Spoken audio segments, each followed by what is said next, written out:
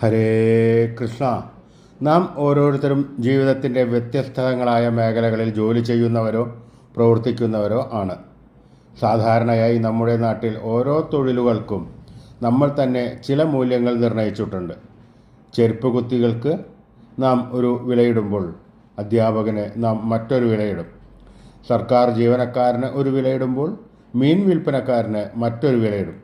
മുനിസിപ്പാലിറ്റിയിലെ മാലിന്യം വരുന്നവന് ഒരു വിലയിടുമ്പോൾ ഒരു പുരോഹിതന് മറ്റൊരു വിലയിടും. ഇതെല്ലാം സമൂഹത്തിൽ നിലനിൽക്കുന്ന ചില സത്യങ്ങളാണ്. മറ്റുള്ളവർ ഇടുന്നതാണോ നമ്മുടെ വില? നമ്മുടെ വില നാം തന്നെയല്ലേ തീരുമാനിക്കേണ്ടത്?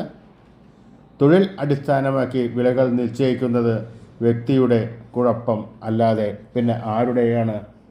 അങ്ങനെ കണ്ടാൽ ഒരു വിലയിടുന്ന ഒന്നല്ല നമ്മുടെ ജീവിതം. യഥാർത്ഥ ജീവിതം അതല്ല.